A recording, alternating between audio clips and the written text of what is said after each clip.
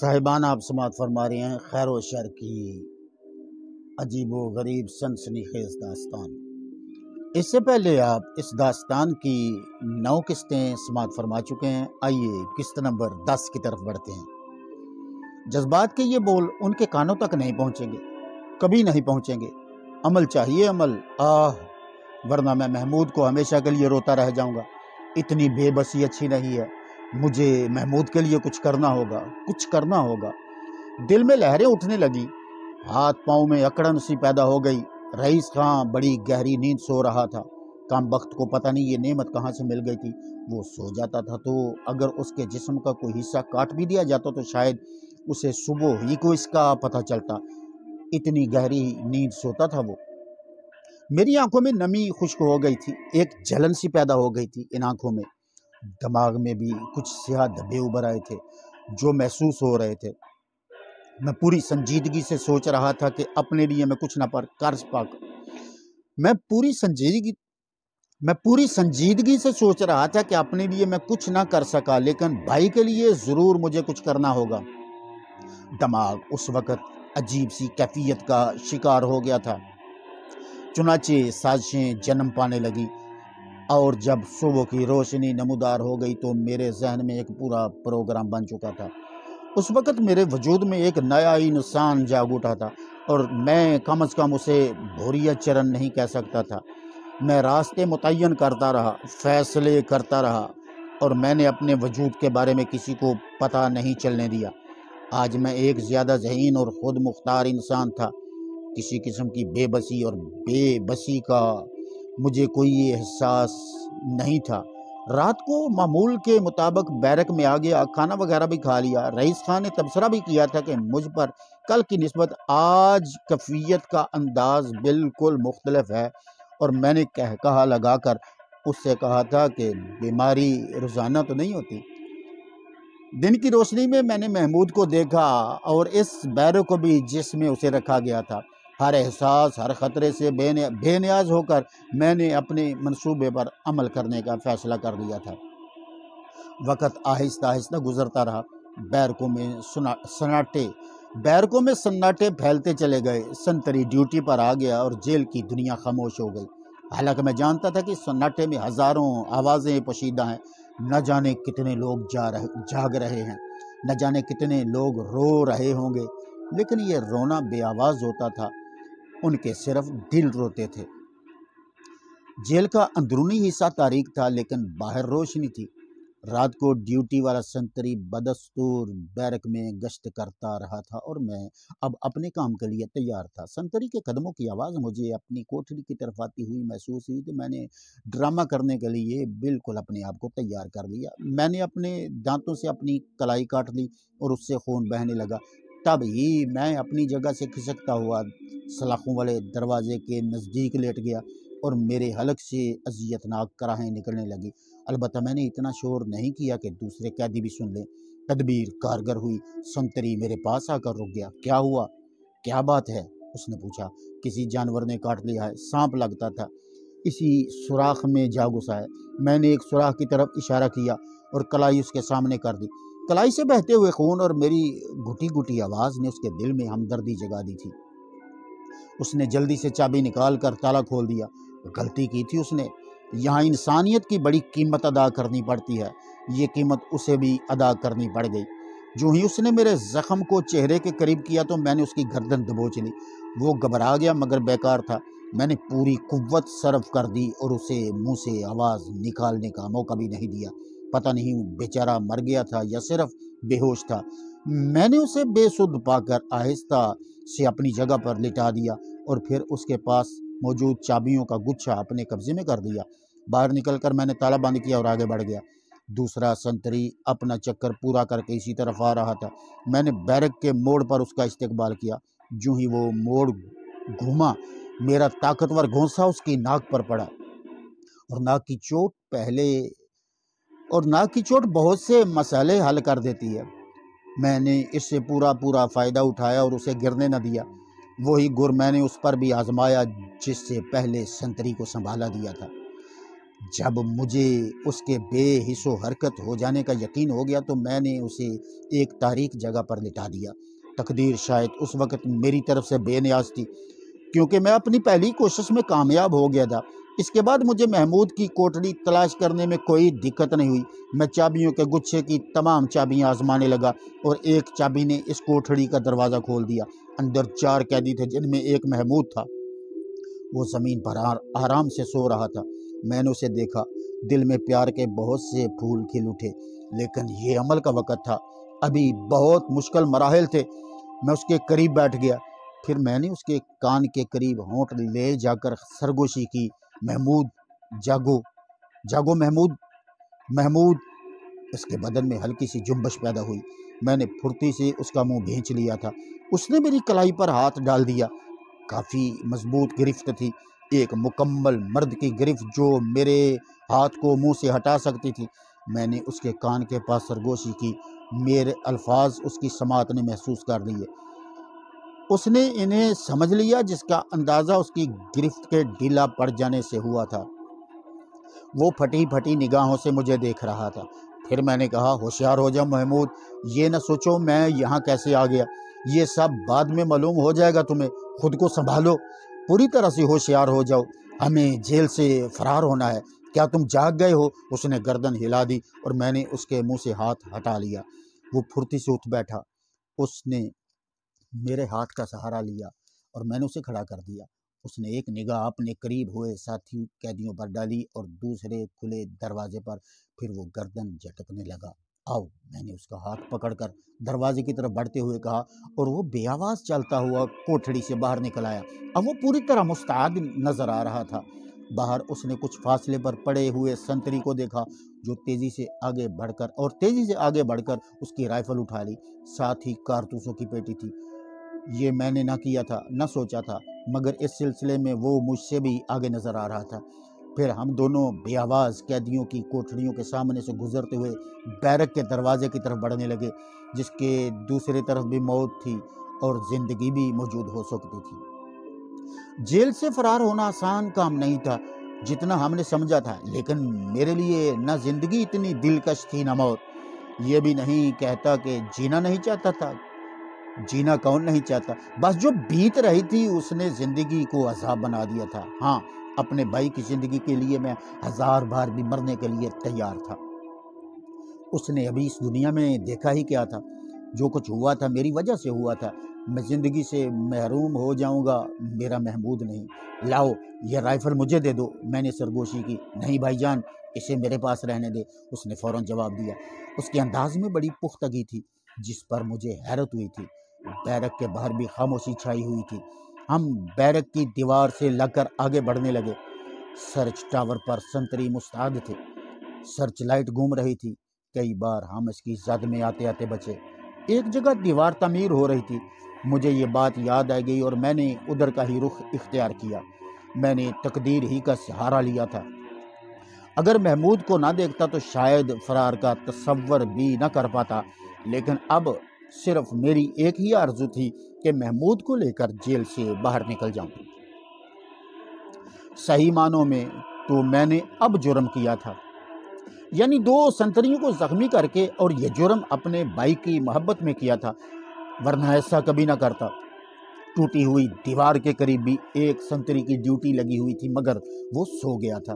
ہم نے اسے دیکھ لیا تھا، مگر اس سے پہلے کہ میں کوئی فیصلہ کروں، محمود نے عمل بھی کر ڈالا۔ اس نے سوتے ہوئے سنتری کو دبوچ لیا تھا۔ کچھ دھینگا مشتی ہوئی اور پھر خاموشی چھا گئی۔ محمود نے دوسرے سنتری کی رائفل مجھے دے کر کہا، اسے سنبھالیے بھائی جان۔ میں نے رائفل پکڑ لی۔ بس کچھ تقدیر ہی کا فیصلہ تھا کہ ہم اس ٹوٹی ہوئی دیوار کے سہارے باہر نکل آئے۔ حالانکہ یہ سب کچھ ممکن نہیں تھا، لیکن وقت ہماری مدد کر رہا تھا۔ جیل سے باہر آ کر یقین نہیں آ رہا تھا۔ تا حد نگاہ گہرا سناٹا چھایا ہوا تھا۔ کچھ دیر تک ہمیں بہت محتاط ہو کر دوڑنا پڑا، اور جب جیل کے ٹاور کی روشنی غائب ہو گئی تو ہم نے اطمینان کا سانس لیا۔ اب آبادی کی روشنیاں زیادہ دور نہیں تھی۔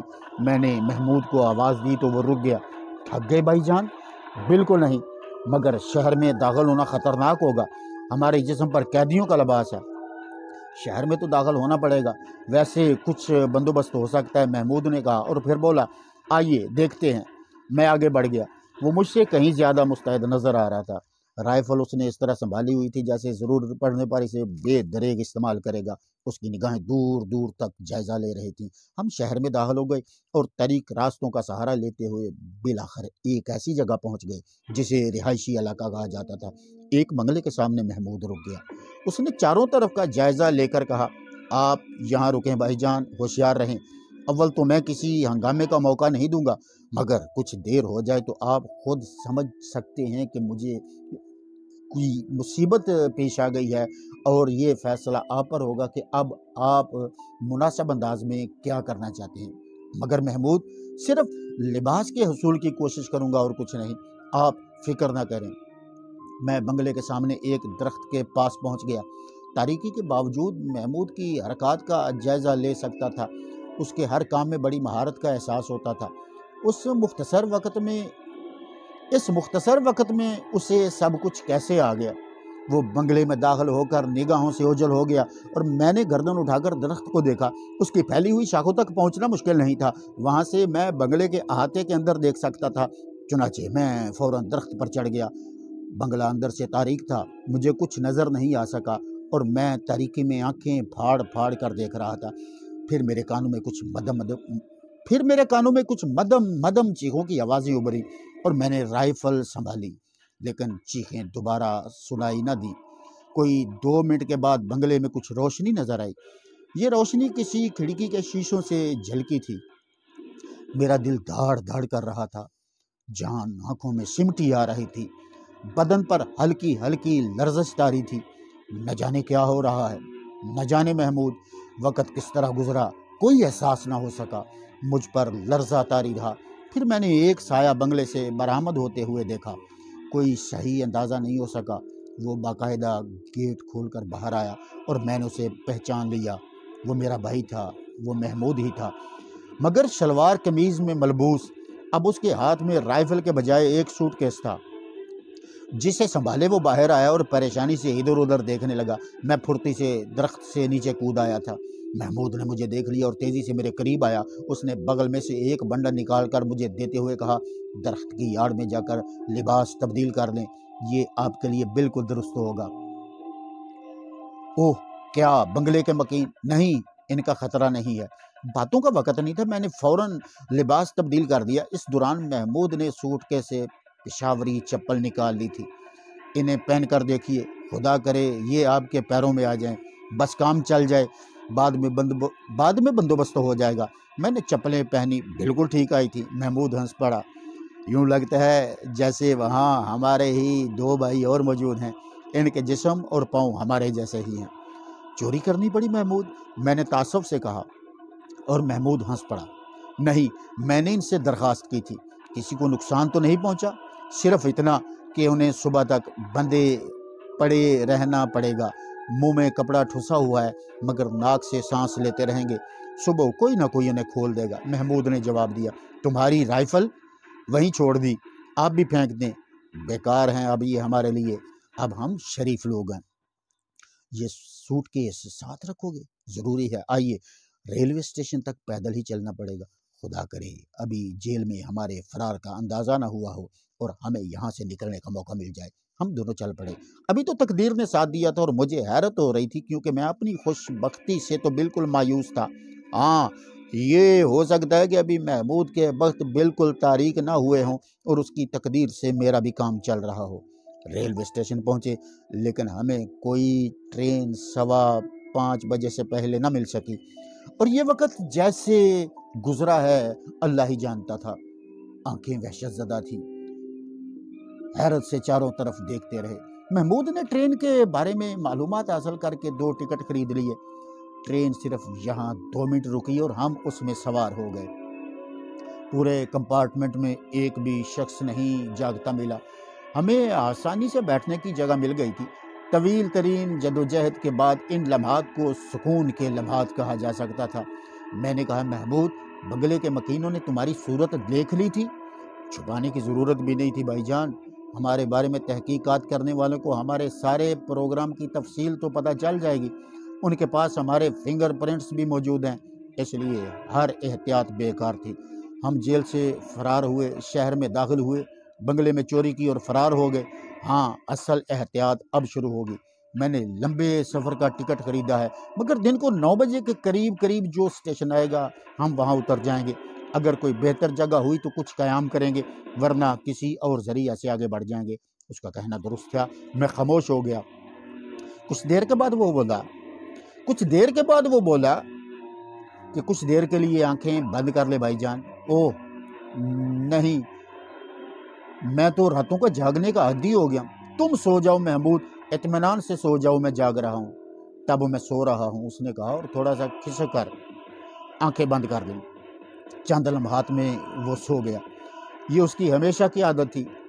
وہ اسی طرح سو جاتا تھا کہ بستر پر لیٹا اور سو گیا۔ بعض اوقات یقین نہیں آتا اور ہم اس کے سونے کو مکر سمجھتے تھے۔ میں نے محبت بھری نگاہوں سے اسے دیکھا۔ ماضی میرے سامنے دوڑنے لگا۔ اس کے چہرے کی معصومیت میں ذرا بھی فرق نہیں آیا تھا۔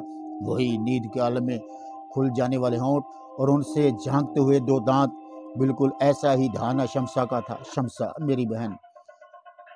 آنکھوں کی کوریں بھیگ گئیں۔ کیا ہو گیا تھا یہ سب کچھ؟ کیسے منتشر ہو گئے تھے ہم سب؟ کیسے بے کل ہو گئے تھے میری وجہ سے؟ سب کچھ میری وجہ سے ہوا تھا۔ میں تو مجرمانہ ذہنیت کا حامل تھا۔ ابتدا ہی سے میرے لچھن بگڑے ہوئے تھے، مگر محمود، اس نے اس مختصر وقت میں جس مہارت کا ثبوت دیا تھا وہ ناقابل یقین تھا۔ میں نے تو بس اتنا ہی کیا تھا کہ بیرک کے سنتریوں پر قابو پا لیا تھا۔ یہ سب کچھ بھی جوش محبت میں بیدار ہونے والے طوفانی جذبات کا نتیجہ تھا۔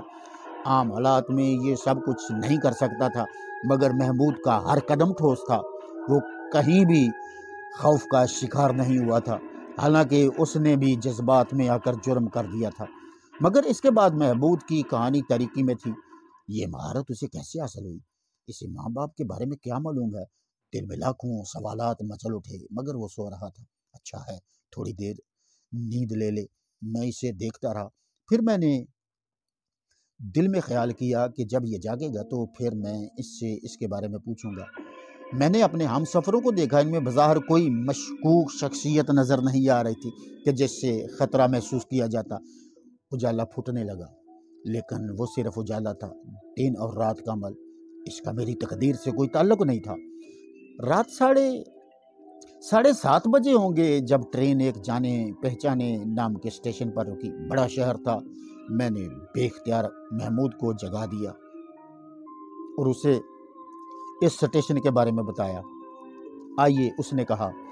غالباً اسے بھی اس جگہ کی افادیت کا احساس ہو گیا تھا۔ ہم اسٹیشن سے باہر نکل آئے۔ محمود، میں نے آواز دی، پیسوں کا کیا کریں؟ کافی پیسے ہیں بھائی جان، کوئی 15,000 روپے ہیں۔ میں چونک پڑا۔ مجبوری تھی بھائی جان، یہ بندوبست بھی وہیں سے ہوا ہے، میرا مطلب ہے اس بنگلے سے کرنا پڑا۔ آپ یقین کریں ان کے پاس کوئی 60,000 روپے کی مالیت کے زیورات بھی تھے، مگر میں نے وہ انہیں واپس کر دیے۔ پیسے مجبوری تھے، ورنہ ٹرین کے ٹکٹ کا ہی مسئلہ کھڑا ہو جاتا۔ میں ایک ٹھنڈی آہ بھر کر خاموش ہو گیا۔ میرے قدموں میں لرزش آ گئی تھی، مگر محمود مجھ سے زیادہ خود اعتمادی کا مظاہرہ کر رہا تھا۔ ہم نے ٹیکسی کو اشارہ کیا اور اس میں بیٹھ گئے۔ محمود نے ڈرائیور کو کسی عمدہ سے ہوٹل میں چلنے کے لیے کہا تھا۔ ہوٹل درمیانہ سا تھا، مگر ہمارے لیے بے حد مناسب۔ کمرہ بھی کشادہ تھا، ڈبل بستر لگا ہوا تھا، مولہے کا غسل خانہ تھا۔ پہلے میں نے غسل کیا اور یوں لگا جیسے عرصے کے بعد مجھے ایک نئی زندگی حاصل ہوئی۔ اس کے بعد محمود غسل خانے میں داخل ہو گیا۔ اس دوران میں نے ویٹر سے ناشتہ لانے کے لیے کہا تھا کہ ہمیں صرف چند لمحات کی مہلت ملی ہے۔ اس کے بعد پھر وہی تنگو تاریک کوٹھڑیاں، عدالت اور آخری فیصلہ جسے ہماری موت پر ختم ہونا تھا۔ یہ عارضی لمحات ہمیں صرف دنیا کو دیکھنے کے لیے ہی حاصل ہوئے ہیں۔ محمود کو تو جیسے کوئی احساس ہی نہیں تھا۔ ناشتہ دیکھ کر وہ بچوں کی طرح خوش ہو گئے۔